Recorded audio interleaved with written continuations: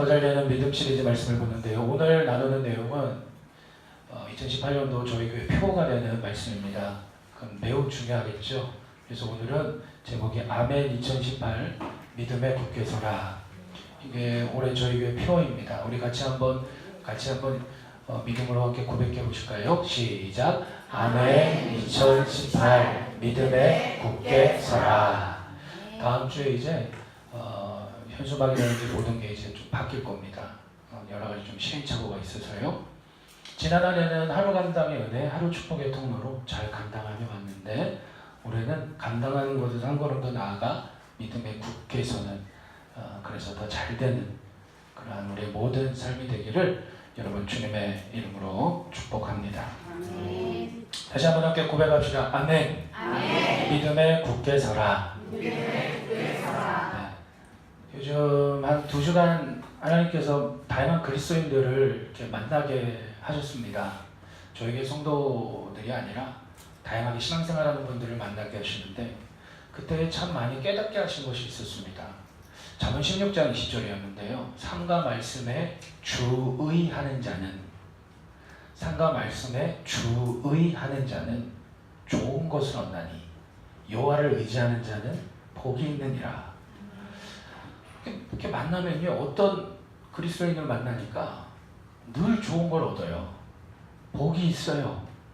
힘들고 어려운 삶이 있다 할지라도 그 안에서 하나님의 선하신 뜻이 이루어지고 늘 복이 있어요. 좋은 걸 얻어요.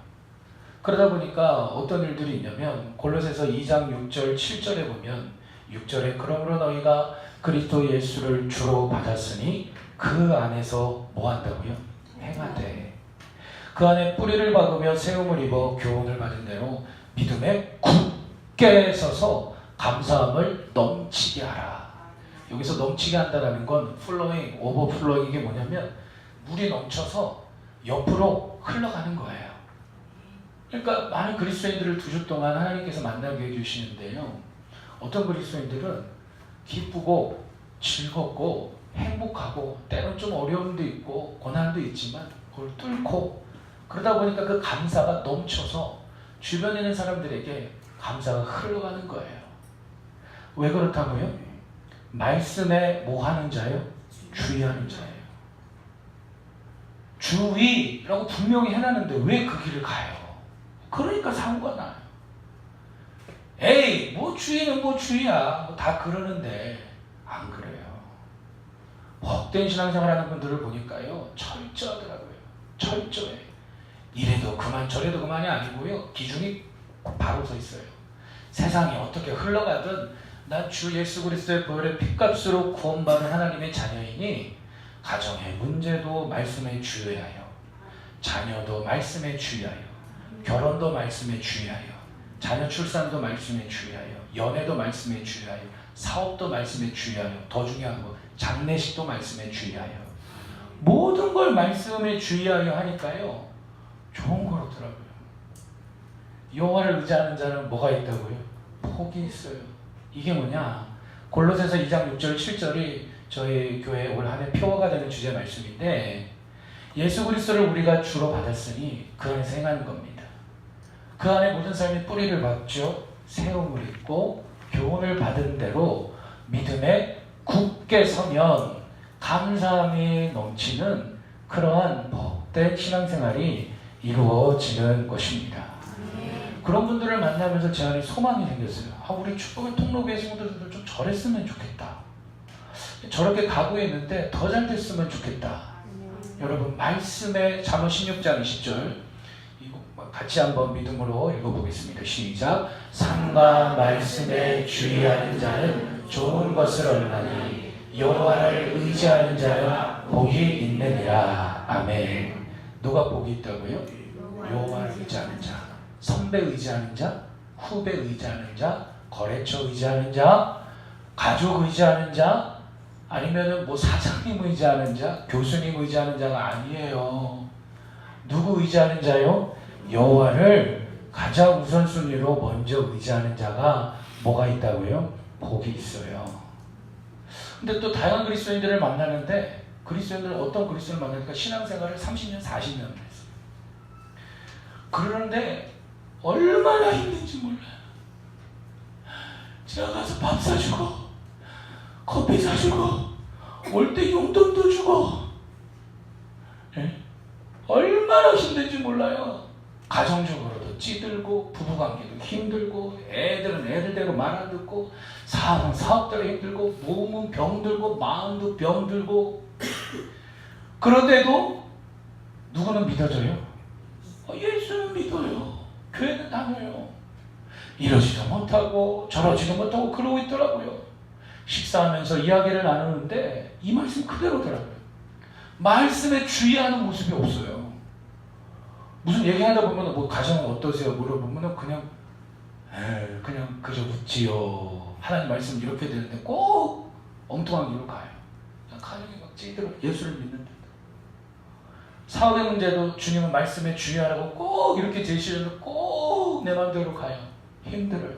병들고 찌들고 어려워요. 와, 그분이 믿는, 내가 예수를 안 믿는다면 그 사람이 믿는 예수는 난 믿고 싶지 않겠더라고요. 내가 만약에 그분의 자녀이고 아들, 딸이면 그분이 믿는 하나님 내가 자녀로서 믿고 싶지 않겠더라고요. 그분이 만약에 우리 부모님이라면 그분이 다니는 교회 가서 같이 앉아서 예배 드리고 싶지가 않겠더라고요. 왜 그러느냐? 믿음에 굳게 서서 그 안에서 행하고 말씀에 굳게 서야 되는데 느슨한 거예요. 함께 고백합시다. 느슨하면 따라해보세요. 조그만 바람만 훅 불어도요 팍 쓰러져요.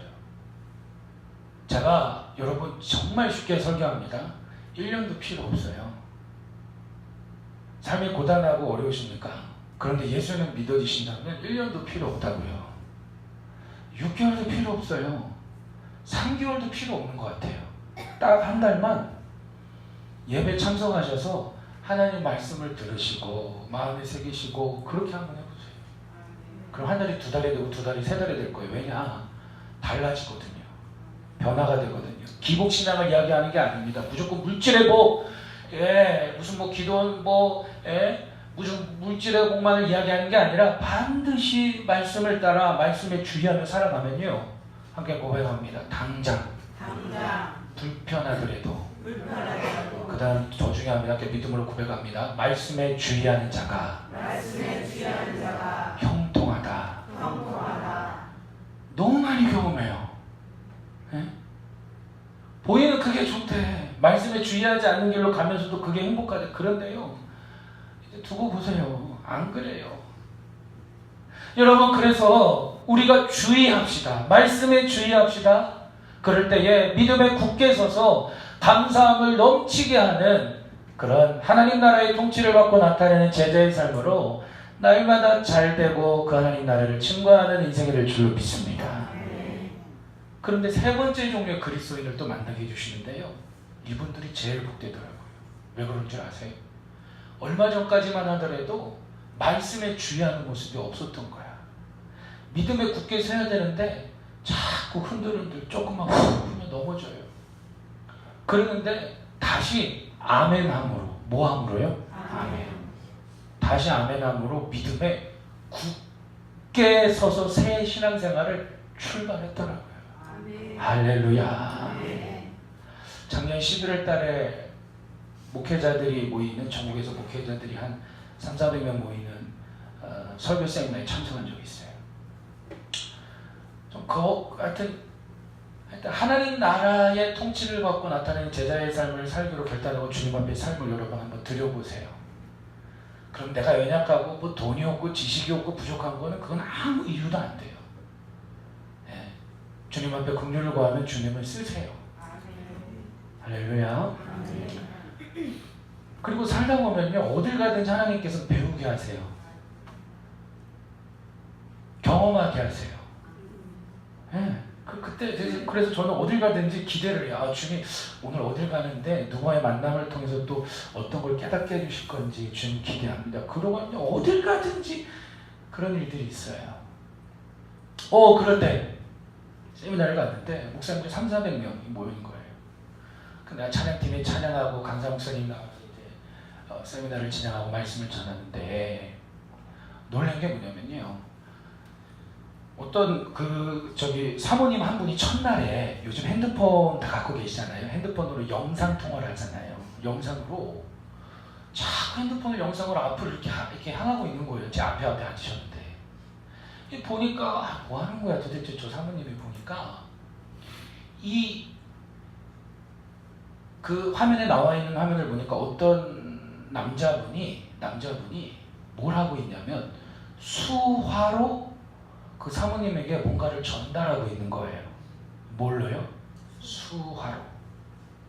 그러니까 이제 말을 못하는데 보니까 목사님인가 봐요.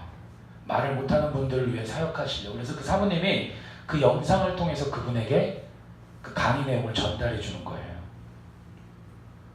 그걸 보면서 느낀 게 뭔 줄 아세요?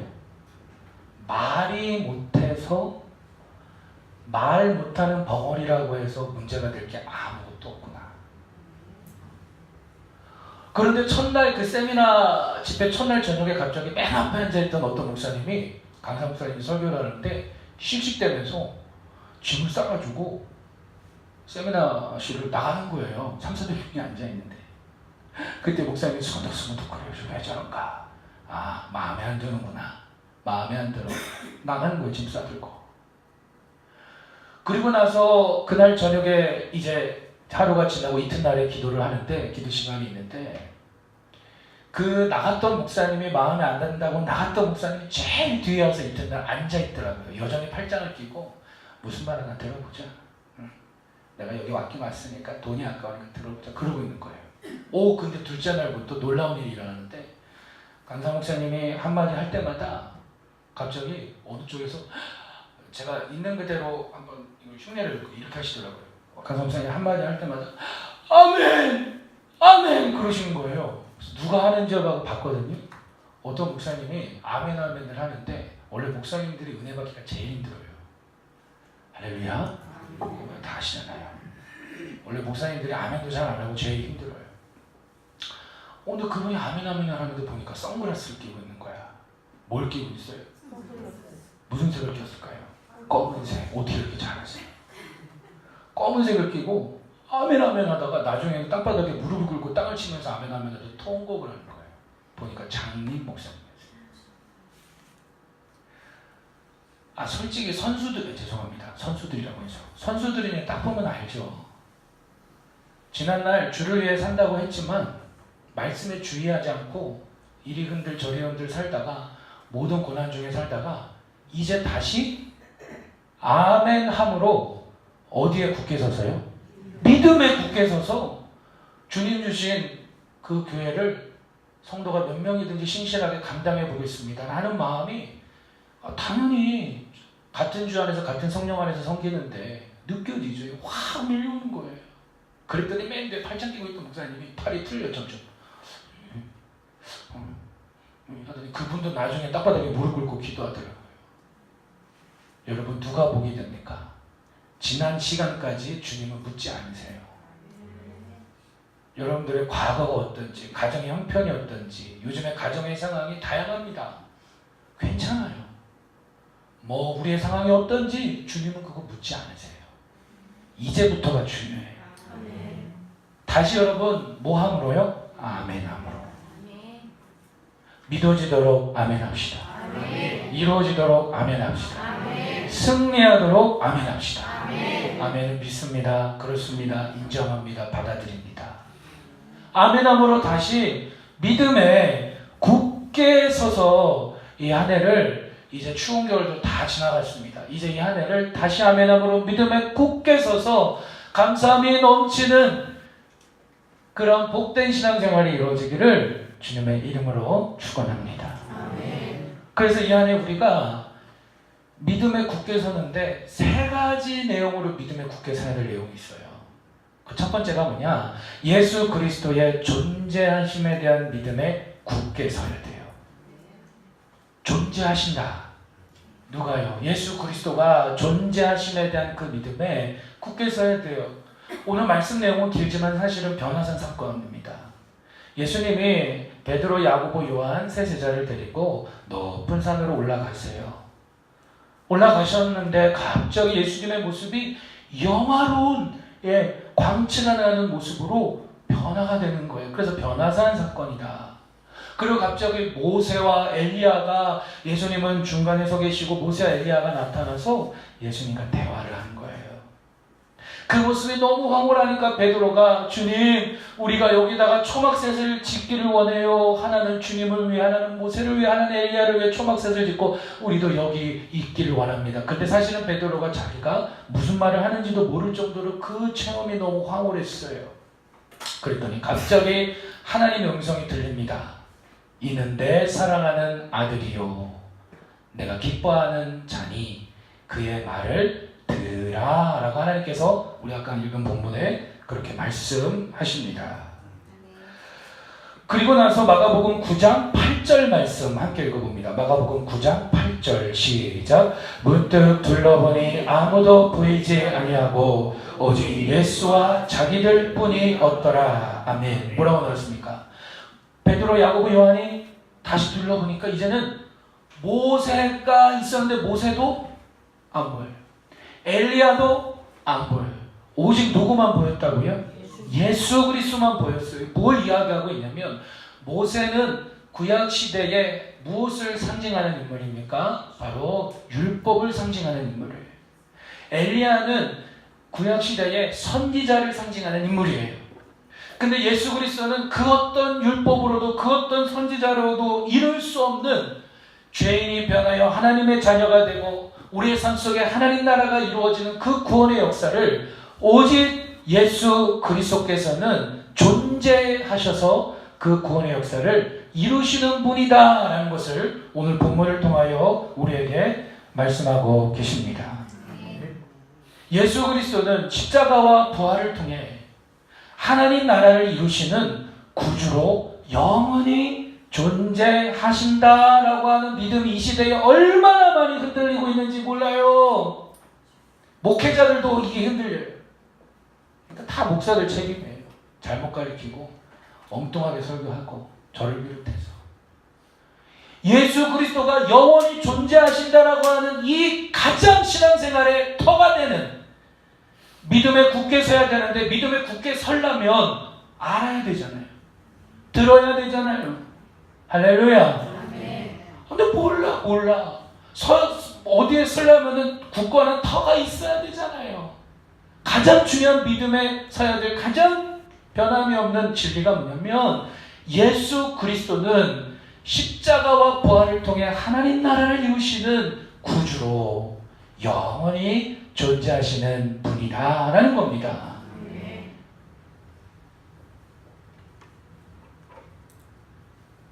사로잡는다, 노략질한다라는 말처럼 무서운 말이 없잖아요.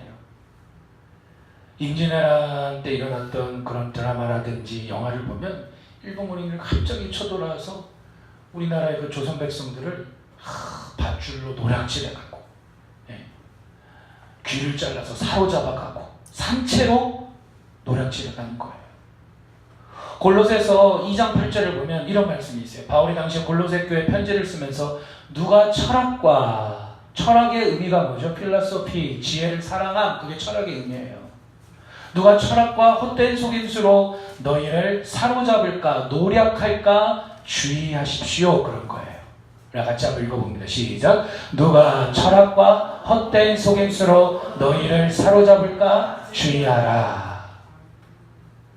그 시대에 헬라 로마가 전 세계를 다스렸던 시대입니다. 유명한 소크라테스, 헤라클레토스, 플라톤 하여튼 테스 들어가는 수많은 유명한 철학자들이 얼마나 운변을 잘했습니까? 얼마나 말을 잘했습니까? 그리고 헬라 로마 그리스의 신화 포세이돈, 제우스, 또 뭡니까? 그런 헤라클레스 이런 다양한 신화들이 수많은 가치관들과 수많은 사상들이 그 시대에도 있었고요. 이런 가치관들과 철학과 사상들이 교회 안에 들어오는 거예요. 교회 안에 들어오다 보니까 성도들이 신앙생활을 하는데 가만히 1년이 지나가고 나면 교회 가기가 싫어지는 거예요. 그러니까 이런 겁니다. 우리의 믿음의 터가 이렇게 있는데 악한 원수마귀들이 우리의 믿음을 어떻게 먼저 흔드느냐. 고난이 있다고 믿음이 흔들릴까요? 그 이전에 뭘 먼저 흔드냐면 우리 안에 있는 관점과 가치관과 생각과 사상을 흔듭니다. 즉 이 시대의 여러 가지 철학과 세상 나라의 방식과 가치관으로 우리의 믿음을 이렇게 흔들어요. 덜덜덜덜덜. 절 보시죠. 덜덜덜덜덜덜덜덜 흔들어요. 그럼 이렇게 흔들리다 보면요, 1년을 살아가다 보면 믿음에 굳게 서 있어야 될 성도가 툭툭툭툭 떨어져요.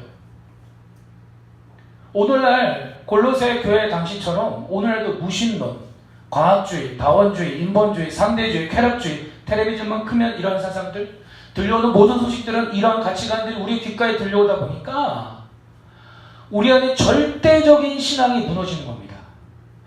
예수님이 있나? 그냥 목사들이 맞는 거 아니야? 유초동부 때는 있다라고 믿었는데 어떻게 청소년 시를 되면서 그게 없다라고 믿어질까요? 말이 안 돼요. 군대 가기 전까지는 예수 그리스도가 존재한다라고 믿었는데 군대 갔다 와서는 어떻게 존재 안 한다고 그럴까요? 말이 안 돼요. 잠깐 흔들릴 수 있죠. 왜냐? 우리가 사로잡혀서 노략질 당하는 거예요. 우리 함께 고백합시다. 절대적 신앙. 예수 그리스도는 존재하심에 대한 그 믿음이 가장 먼저 언제나 굳게 서 있어야 될 믿음인 줄로 믿습니다. 무신론이 뭐예요? 무신론은 신은 없다. 이런 사상과 가치관들이 이 시대에 쓰나미처럼 교회 안으로 우리 안에 밀려옵니다. 과학주의는 과학을 통하여 합리적인 실험을 통하여 신이 없는 것을 우리는 이미 증명했다. 세상은 과학이 지배할 것이다. 앞으로는 캡슐 하나만 먹어도 죽지 않는데 뭐하러 예수를 믿어요? 여러분 보세요. 앞으로는 캡슐 하나만 먹어도 몇백 년을 사는데 뭐하러 예수를 믿어요? 천국과 지옥 같은 건 없다. 외계인이 우리에게 접신을 해서 외계인에 있는 다른 별로 가서 살면 되는데 뭐하러 천국에 있어요? 수없이 우리를 사로잡고 노략질합니다. 다원주의는 진리로 가는 길은 여러 가지 길이 있다. 왜 꼭 예수만 믿어야 진리야? 아니 왜 꼭 예수만 믿어야 천국 간다고 그래요? 예수만 믿어야 왜 하나님 나라가 이루어집니까? 아니에요. 하나님께 가는 길은 하나님은 한 분인데 하나님께 갈 수 있는 길은 마호메트도 있고 부처도 있고 석가모니도 있고 힌두교도 있고 성모 마리아도 있고 있는 거지. 왜 자꾸 예수만 믿으라고 그래? 독선적으로 이런 다원주의가 우리의 믿음을 뒤흔들고 있습니다. 인본주의는 뭐죠?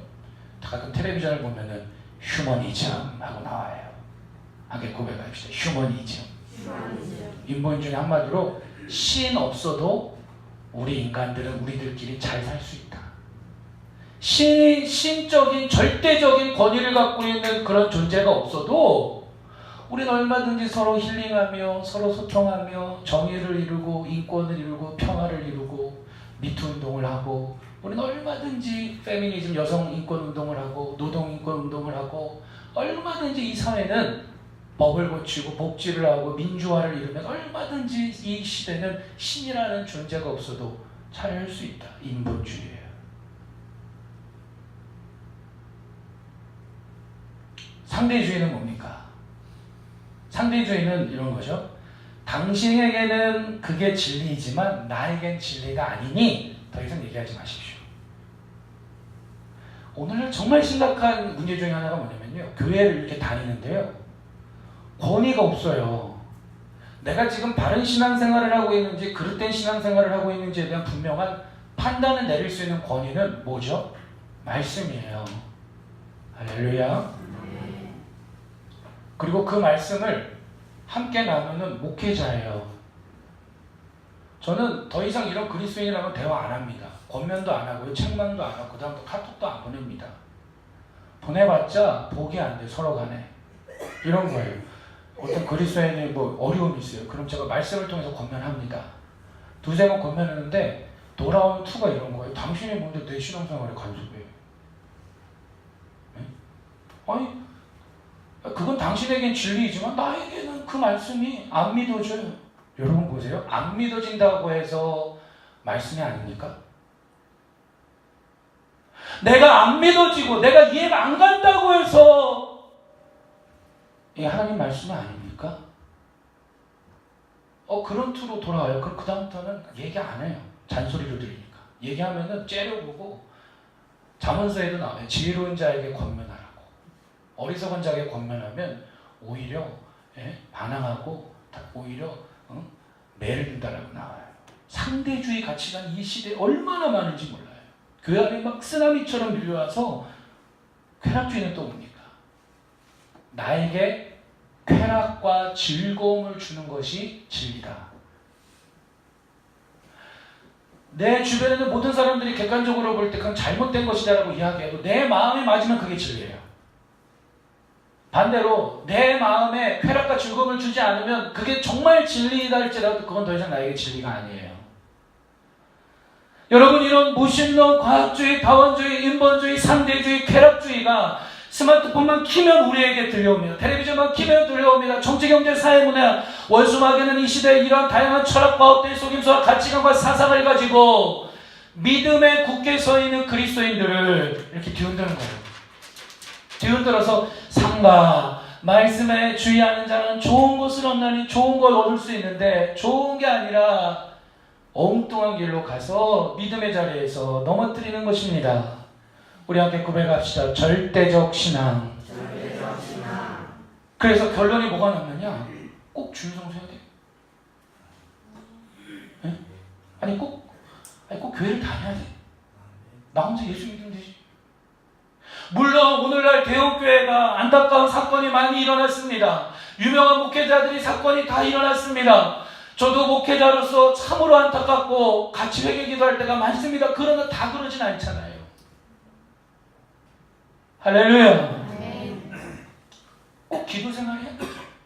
꼭 직분자로서 충성을 해야 돼. 네? 절대적 신앙이 무너지는 거예요. 절대적 신앙이 무너지면 우리에게 뭐만 남느냐? nothing, 아무것도 안 남아요. 아무것도 안 남아요. 오늘 변화산에서 베드로, 야고보, 요한이 모세도 보이지 않고 엘리야도 보이지 않고 오직 예수 그리스도만 보였다. 이것은 우리에게 무엇을 이야기하느냐? 오직 예수 그리스도의 존재하심에 대한 그 믿음에 우리는 항상 굳게 서 있어야 될 줄로 믿습니다. 이게 흔들리면 찬양, 기도, 주여 주여 외쳐봤자 예수님이 존재하지도 않는데, 그러니까 기도를 해도 무슨 예수님이 정한수 떠놓고 비나이다 그런 분이 아니잖아요. 그러니까 여러분, 예수 그리스도는 존재한다라고 하는 이 믿음에 다시 아멘함으로 우리가 굳게 서기를 주의 이름으로 축원합니다. 두 번째 우리가 굳게 서야 될 믿음이 있어요. 예수 그리스도의 역사하심에 대한 믿음이에요. 첫 번째는 존재하심에 대한 믿음, 두 번째는 예수 그리스도의 역사하심에 대한 믿음에 굳게 서라입니다. 교회를 이렇게 다니고 신앙생활 하는데 그 그리스도인의 신앙의 뿌리가 어디 있는지를 몇 가지 질문을 툭툭 던져보면 다 나옵니다. 다 나와요. 이 그리스도인은 교회를 다니고 있지만 여전히 상대주의 가치관 위에 신앙이 서 있구나. 쾌락주의에 서 있구나. 무신론주의에 서 있구나. 철학 위에 성경이 있습니다. 철학 위에 신학이 있습니다. 할렐루야. 존재하심에 대한 믿음을 굳게 세우십시오. 예수님이 이제 변화산에서 베드로, 야고보, 요한을 데리고 산 밑으로 내려간 거예요. 내려갔더니 난리가 났어요. 예수님, 많은 사람들이 저쪽에서 제자들과 서기관 바리새인들이 막 토론을 하면서 막 난리가 났어요. 무슨 일이냐 물어봤더니 한 아버지가 와서 예수님에게 이야기합니다. 예수님, 제가 제 아들이 쉬운 말로 이제 간질병이거든요. 귀신에 들려서 넘어지기도 하고 거품을 붑니다. 그래서 제자들에게 데려와서 좀 해결을 해달라고 데리고 왔는데 제자들이 해결을 못합니다. 그래서 제 아들이 귀신에 들려서 저렇게 고통을 당하고 있습니다. 오랜 세월 동안. 그랬더니 예수님께서 19절에 이렇게 말씀하셨죠. 우리 마가복음 9장 19절 같이 읽어보겠습니다. 시작. 대답하여 이르시되 믿음이 없는 세대여, 내가 얼마나 너희와 함께 있으며 얼마나 너희에게 참으리요, 그를 내게로 데려오라 하시네. 아멘. 믿음이 없는 세대요. 세대는 한두 사람을 이야기하는 게 아니에요. 지금 지금 이곳에 모여있는 모든 사람들, 제자들을 포함한 모든 사람들도 믿음이 없다라는 거예요. 여러분, 정말로 기적 중에 기적이 뭐냐면요, 보이지도 않는 하나님을 아버지라고 부를 수 있는 믿음이에요. 정말 정말 기적 중에 기적이 뭐냐면 여러분 뭐 100만 원 준다고 해서 하나님 아버지라고 부르시겠어요? 어떤 분이 그러세요. 눈빛으로 저곳에 한번 불러줄 테니까. 가짜로 부를 수 있겠죠. 사람이란 존재는 눈으로 봐야 믿는 존재예요. 그걸 상식이라고 그래요. 가보지도 않은 천국, 가보지도 않은 지옥이 믿어진다니까요. 전 그런 적이 있어요. 청년 20대 초반에 하나님 앞에 까불면서 교회 다니고 목회자한테 내밀면서 교회 다닐 때에 20대 초반 때는 다 그럴 때가 있어요. 그러다가 이제 한 대 그냥 얻어맞고 그냥 천부에 의지 없어서 돌아오면 이제 또 쓰임받고 그러는데 그때에 저도 그럴 때가 있어요. 믿음이 없는 세대요. 믿음이 없는 세대요. 그때 어떻게 신앙생활 했냐면 하나님을 죽어도 안 믿어보려고 도망치는 거예요. 선배들이 교회하라 그럼 답도 안 하고 전도사님이 저만 보면 피해 다니고 목사님이 악수하려고 하면 먼저 나가고 그랬거든요. 하나님 이제부터 안 믿어야지. 천국이 어딨어? 지옥이 어딨어? 눈에 보이지도 않는데. 그러고 교회를 다녔어요. 일주일에 한 번만 예배 드리자. 그러고 교회를 다녔는데 아무리 안 믿으려고 해도 멀리 멀리 또 아주 멀리 멀리 가는 거예요. 내 마음으로. 아무리 안 믿으려고 하는데도 결국은 믿고 있더라고요. 여러분 기적 중에 기적이 뭐냐면 보이지도 않는 천국과 지옥을 예수 그리스도의 보혈의 피값으로 은혜로 믿어지고 있다는 이 사실이 가장 큰 축복이요 능력이요 복인 줄로 믿습니다. 믿음이 없는 세대라는 말은 사단의 죄의 통치를 받고 살아가는 모든 인생들의 특징은 뭐냐? 이 믿음을 가질 수 없다는 거예요. 어떤 믿음이요? 천국과 지옥이 있다라는 믿음? 하나님을 아버지라고 부르는 믿음? 나는 하나님의 자녀가 되었다라고 하는 그 믿음을 절대로 가질 수 없다. 죄의 통치 아래에 있는 세상의 사람들은. 그런데 너희가 지금 왜 믿음이 없는 저들처럼 그렇게 행동하고 있느냐? 함께 고백합니다. 믿음이 없는 세대여. 믿음이 없는 세대여. 박제된 호랑이 보신 적 있으십니까? 무슨 박물관이나 그런 데 가면 아이들 데리고 호랑이가 백호, 벵갈 호랑이가 있는데 똑같이 실물이에요. 박제가 되어 있어요. 사진도 이렇게 찍고 하는데 박제되어 있기 때문에 그 호랑이는 존재하는 겁니까? 안 하는 겁니까? 존재는 하는 거예요. 왜냐면 내 눈앞에 있잖아. 내 눈앞에 있잖아요. 호랑이가 내 눈앞에 있어요. 존재는 합니다. 그런데 박제되어져 있기 때문에 존재는 하지만 그 호랑이는 움직이거나 으르렁거리거나 활동하지는 못해요. 지금 믿음이 없는 세대여 이 주님의 말씀 뭐냐면 우리의 신앙이 박제된 예수 그리스도를 믿고 있을 수가 있다라는 거예요. 예수님에 대한 존재하심에 대한 믿음은 있습니다. 즉 나는 예수님을 믿음으로 나는 하나님의 자녀가 되었고 예수님은 존재하시고 하나님 아버지도 계시고 하나님을 아버지라고 부르고 성령 하나님도 계신다. 즉 성삼위 하나님에 대한 존재하심에 대한 믿음은 있어요. 그런데 어떤 믿음이 없느냐? 그 성삼위 하나님은 그냥 박제된 호랑이처럼 그냥 그렇게 존재만 하실 뿐이지 지금 나의 삶 속에 있는 어떤 문제나 내 인생의 어떤 일들에 절대로 간섭하시거나 인도하시거나 해결하시거나 붙잡아 줄 수 없는 즉 역사할 수 없는 그런 예수님이다. 이런 식으로 신앙생활을 하고 있다. 그래서 주님은 믿음이 없는 세대여라고 한 거예요. 여러분 보세요. 예수님의 존재하심에 대한 믿음이 있다면 그 사실이 믿어진다면 그 성삼위 하나님은 예수 그리스도는 우리의 삶을 날마다 간섭하시고 역사하시고 인도하시고 복주시고 하나님 나라를 이루어가시는 살아계신 역사하시는 주 예수 그리스도인 줄로 믿습니다. 이 아버지가 예수님께 와서 이야기합니다. 주님이 물어봤습니다. 언제부터 그랬느냐? 어렸을 때부터 이래서 너무 괴롭습니다. 여러분 잠언서에 나와요. 하나님은 자녀를 통해서 가장 정확하게 애비 어미에게 말씀하세요. 아멘? 네. 아멘 안 해도 그렇게 말씀하시니까. 이 가정이 얼마나 힘들어요. 어렸을 때부터 그랬습니다. 그러면서 이 아버지가 뭐라고 했습니까? 마가복음 9장 22절에 보니까 귀신이 그를 죽이려고 불가문에 자주 던졌습니다. 그러나 무엇을 하실 수 있거든 우리를 불쌍히 여기사 도와주옵소서. 23절 같이 읽겠습니다. 시작. 예수께서 이르시되 할 수 있거든이 무슨 말이냐? 믿는 자에게는 능히 하지 못할 일이 없느니라 하시니. 아멘. 이 아버지가 예수님께 무릎을 꿇고 이야기합니다. 예수님 무엇을 할 수 있거든. 이 말은 이런 뜻이에요. 만약에 예수 당신이 이 상황을 어떻게 좀 도와줄 수 있을 것 같으면, 만약에 할 수 있다면 우리를 불쌍히 여기서 도와주옵소서. 그랬더니 예수님께서 23절에 할 수 있거든이 무슨 말이냐? 이 말은 이런 겁니다. 만약이라고? 여러분 보세요. 만약이라고? 믿는 자에게는 만약은 없다, 이런 뜻이에요. 만약 주님 만약 계신다면 우리의 가정을 어떻게 좀 해주세요. 만약 계신다면 내 인생을, 만약 어떤 주님 계신다면 지금 내 인생의 상황을 어떻게 해주세요. 그런 게 아니라 주님 말씀하십니다. 할 수 있거든요. 무슨 말이냐? 이 말은 만약이라고? 믿는 자에게는 만약이란 없다. 그래서 할 수 있거든요. 무슨 말이냐? 믿는 자에게는 능치 못할 일이 없다라고 주님께서 말씀하신 거예요.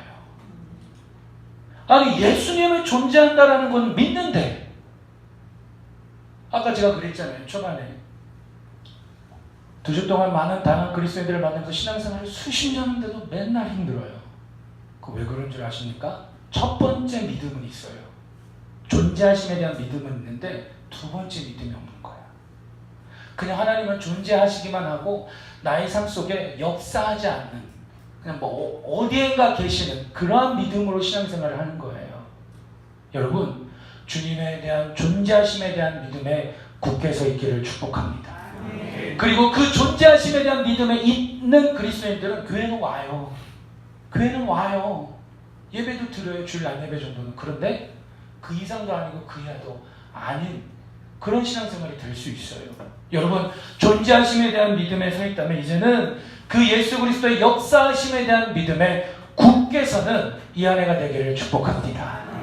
그랬더니 주님이 말씀하십니다. 할 수 있거든요. 무슨 말이냐? 믿는 자에게는 능히 하지 못할 일이 없느니라. 그랬더니 그 다음에 너무너무 중요해요. 전 이 말씀을 묵상할 때마다 막 눈물이 나요.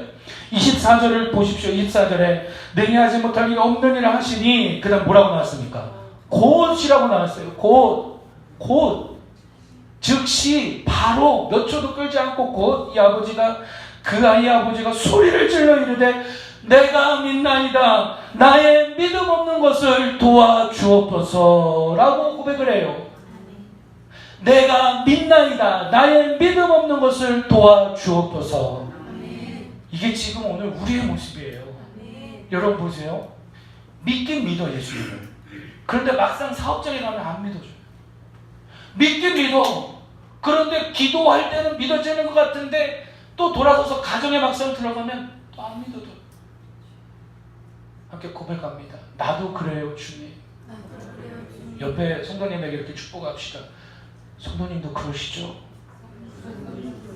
안 하는 분들, 끝까지 버티는 분은 뭐예요? 제가 볼 때 다 그러고만요. 왜 안 하고 그러고 계세요? 다시 한번 합시다. 성도님도 그러시죠?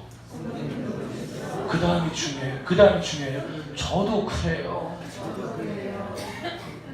끝까지 버티는 분이, 버티지 마세요. 다 마찬가지인데 안 그런 척하고,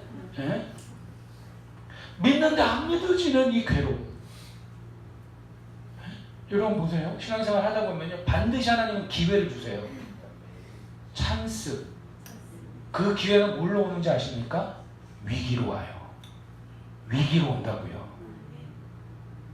위기는 두 가지 뜻이 있죠. 위험이라는 뜻도 있지만 기회라는 뜻도 있어요. 주님은 어떤 걸 통해서 기회를 주시냐? 위기, 가정의 위기, 사업의 위기, 건강의 위기, 신앙의 위기, 위기를 통해서 내 믿음을 점검하고 굳게 서게 하십니다. 즉, 주님이 존재하신다는 걸 믿는다면 그 주님이 이 아버지처럼 삶의 현실의 모든 어려움과 문제 속에서 주님은 반드시 선한 뜻을 이루시고 나의 인생에 역사하시는 하나님 나라의 통치를 받고 나타내는 제자로 복되게 살도록 하시는 역사하시는 예수 그리스도인 줄로 믿습니다. 믿는데 안 믿어진다. 우리 그 다음 보시면 이런 내용인 거예요. 나의 믿음 없음을 도우소서라고 했어요. 여러분, 이번 주에 또 이제 한 주간 기도원 가고 쉼을 가지면서 다음 안에까지 설교 말씀 볼 계획을 다 기도하면서 이렇게 주님 앞에 찾아 왔는데요. 어떤 카페를 들어갔어요. 하여튼 어딜 가든지 주님은 다 설교권을 주시니까 카페에도 그 차를 마시면서 읽어야 될 책을 또 이렇게 읽고 있는데 갑자기 20대 초반 되는 남자 학생 한 명이랑 여자 학생 한 명이 들어와서 얘기를 하다 보니까 종교 얘기를 하고 있는 거예요. 뭐가 어떻고 결국 이제 기독교에 대해서 얘기하는 뭐 예수님에 대해 얘기를 합니다. 예수님 이렇고 저렇고 뭐 철학적은 누구니 이렇게 얘기했고 뭐 얘기를 해요. 근데 순간 책을 제 앞에서 얘기하는데 카페에서 제가 책을 보면서 이게 있다가 들리니까 또 그런 건 또 주님이 듣게 해주세요. 제 마음속에 이런 마음이 드는 거예요. 죄송합니다. 가사롭다. 네. 이게 뭐죠? 여러분 보세요. 신앙은 말이 있지 않아요. 어디에 있습니까? 능력이 있어요. 지금 나의 현실에 당면에 있는 여러 가지 현실 속에서 그것을 믿음으로 해결하는 것을 보여줘야 돼요. 할렐루야. 가정의 위기가 있습니다. 사업의 위기가 있습니다. 인생을 살다 보면 누구든지 고난이 있을 때가 있습니다. 그럴 때에 믿음으로 대처해야 돼요. 말은 많아, 말은. 들은 것도 많아. 그런데 믿음으로 해결해내는 게 하나도 없어요. 하나도 믿음으로 해결해내지 못하고 그래도 감사해요. 여러분 더 이상 이런 감사에만 머물러 있지 않기를 축복합니다. 그래도 감사하지만 믿음으로 해결해야 될 상황을 믿음으로 해결하지 않고 자꾸 세상만의 방식으로 상식으로 뭐 어떻게 하고 나서 그래도 하나님이 인도해 주셨습니다. 물론 인도해 주신 거지만 주님은 기회를 주시잖아요. 만날 수 있는 기회, 회복될 수 있는 기회, 치료될 수 있는 기회, 일어날 수 있는 기회를 주신단 말이에요. 그때 얼마나 또 머리가 잘 돌아가는지 몰라요. 이렇게 하면 어떻게 되겠다. 아니에요. 이 아버지가 이렇게 구하잖아요. 내가 믿나이다. 나의 믿음 없음을 도우소서. 이런 내용이죠. 내가 믿기를 원합니다. 일단은 여러분 이 마음을 잃지 않기를 축복해요. 믿기 원합니다. 그런데 안 믿어지니 믿기를 원합니다. 그런데 안 믿어지니 첫 번째 믿어지도록 긍휼히 여기소서라는 의미예요. 다 같이 아멘 합시다. 보세요. 내가 믿기를 원합니다. 그런데 안 믿어지니 믿어지도록 긍휼히 여겨 주옵소서. 두 번째 또 이런 의미예요. 내가 믿기를 원합니다. 그런데 안 믿어지니 만약의 믿음에서 확신의 믿음으로 나아가도록 긍휼히 여기소서. 세 번째 또 이런 의미예요. 작은 믿음이 지금 우리에게 작은 믿음이 있어요. 작은 믿음이 큰 믿음이 되도록 긍휼히 여겨 주옵소서. 그런 의미예요. 예수님은 귀신을 내쫓습니다. 이 아이가 치료됩니다. 그리고 나서 제자들이 예수님께 가서 마지막으로 물어봅니다. 예수님은 됐는데 왜 우리는 안 되죠? 네? 예수님 됐는데 왜 우리는 안 되죠? 물어보는 거예요. 그랬더니 마지막으로 우리가 믿음에 굳게 서 있어야 될 세 번째 내용을 주님 말씀하세요. 그게 뭐냐? 바로 기도예요.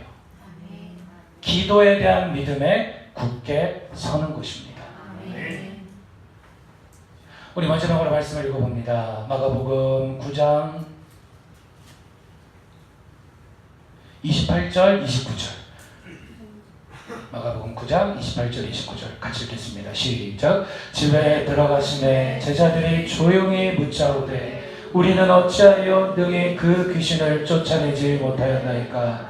이르시되 기도 외에 다른 곳으로는 이런 종려가 나갈 수 없느니라 하시니라. 아멘. 첫 번째는 존재하심에 대한 믿음에 굳게 섭시다. 두 번째는 역사하심에 대한 믿음에 굳게 섭시다. 세 번째, 기도에 대한 믿음에 굳게 서야 합니다. 왜냐하면요, 주님 존재하시는 건 믿어요. 하나님도 아버지라고 불러요. 그리고 집사고 권사고 뭐 직분은 있어요. 근데 믿음으로 해결하는 게 있냐고요? 있어요? 믿음으로 해결해 본 거 있으세요? 집사님들 고개 들어서 보세요. 있어요? 존재하심에 대한 믿음과 역사하심에 대한 믿음에 늘 간격이 있습니다. 이해하시겠죠? 누구에게든지 간격이 있어요.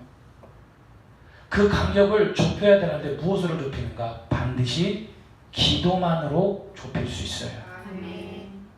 은퇴하신 목사님께서 제가 찬양 집회하러 전국 다니고 그럴 때에 절 보면 그래요. 믿음이 있어? 저한테 그래요. 씩 웃으시면서. 이전도사 또 강도사 부목사 시절에 믿음 있어? 저한테 물어봐요. 그럼 저 기분이 확 나빠가지고 아니 믿음 있어 뭐 이 길을 왔죠. 제가 이렇게 얘기해요. 그럼 뭐라고 하는지 아세요? 제 눈을 지그시 바라보면서 믿음을 증명해 봐봐. 그러는 거예요. 그럼 제가 또 더 기분이 나빠서 증명해 보이고 있잖아요. 그랬더니 뭐라고 하는지 아세요? 그것도 믿음이지만 믿음으로 해결하는 무엇인가를 내 앞에 보여주마. 내가 그러면 이전도사 인정한다. 그러는 거예요. 눈빛으로 그렇게 말씀하시는 거예요. 그러면 이렇게 얘기하는 거예요. 앞으로 2년 동안 등록금 없어. 믿음으로 기도하고 해결해서 대학원 졸업해. 그래서 미리 얘기해 주는 거야. 표정들이 남의 일이라고 전혀 감동이 없으세요. 뭐 그냥 그런가 보다. 그걸 잘했나 보네. 뭐 알았어. 순간 짜증이 나고 화가 나잖아요. 눈물이 나잖아요.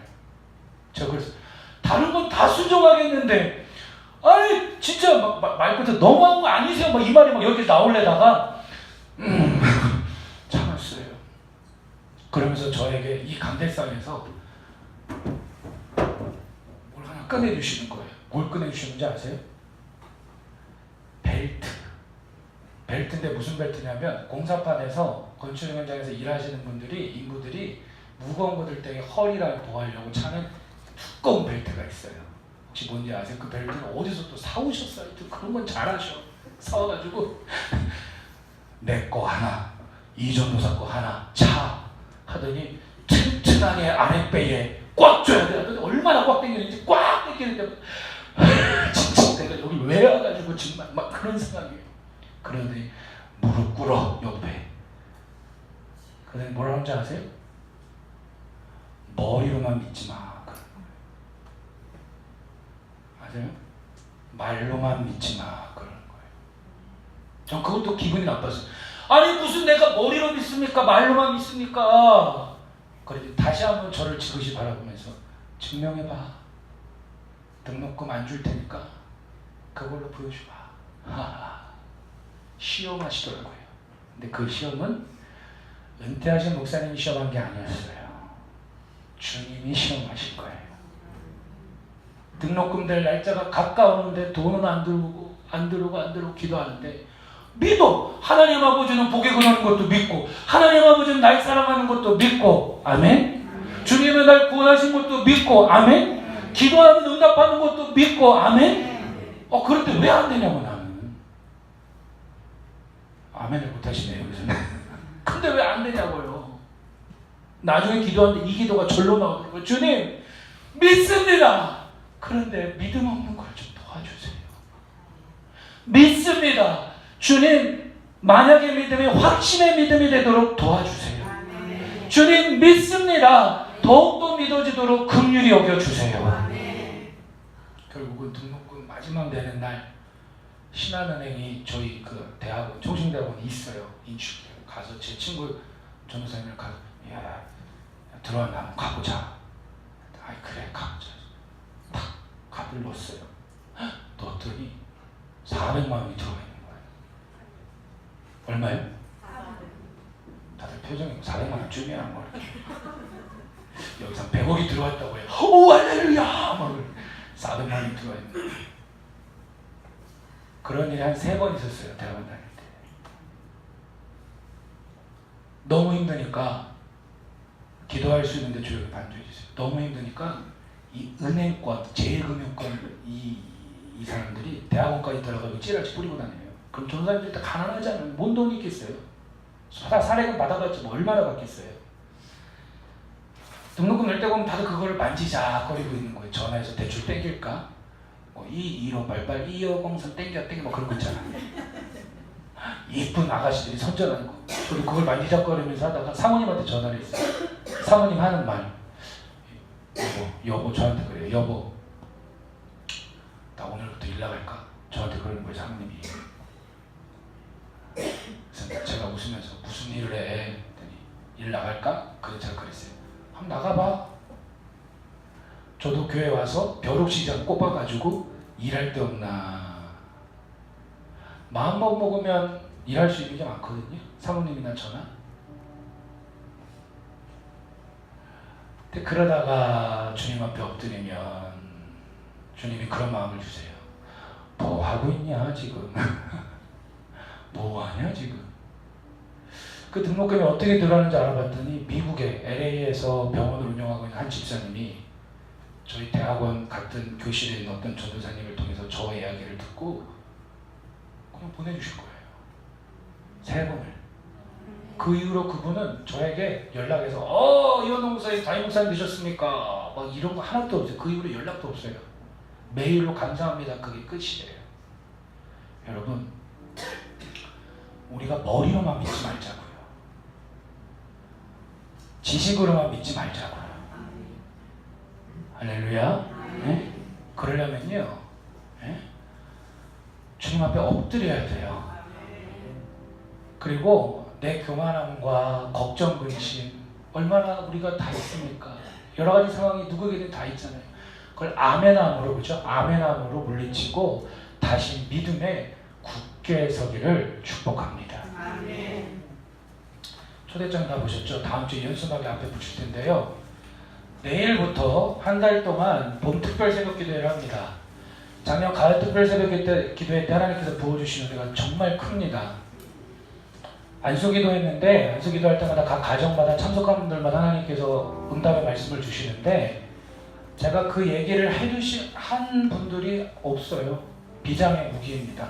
힘들 때 그걸로 축복하려고. 내일부터 주제가 뭐냐면 함께 읽어봅니다. 시작.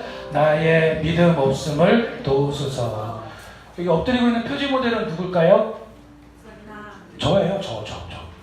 네, 저. 네. 방황했던 시절에 결국은 까부는 신앙생활 하다가 납작 또 얼마나 처량해 보입니까? 주님이 도와주시는 거예요. 네. 그래서 내일부터 새벽을 깨우시고요. 오실 때 혼자 오시지 마시고 가족이 다 오시면 더 좋고요. 부부간에 오시면 좋고요. 혹시 주변에 있는 분들 차로 태워서 오시면 좋고요. 그래서 안수기도 또 한 달 동안 하고 해결받고 응답받고 쓰임받는 그런 기도회가 되기를 주님의 이름으로 축원합니다. 시간이 좀 지났지만 이 고백 드리고 합심하여 기도합니다. 기도할 수 있는데 찬양합시다.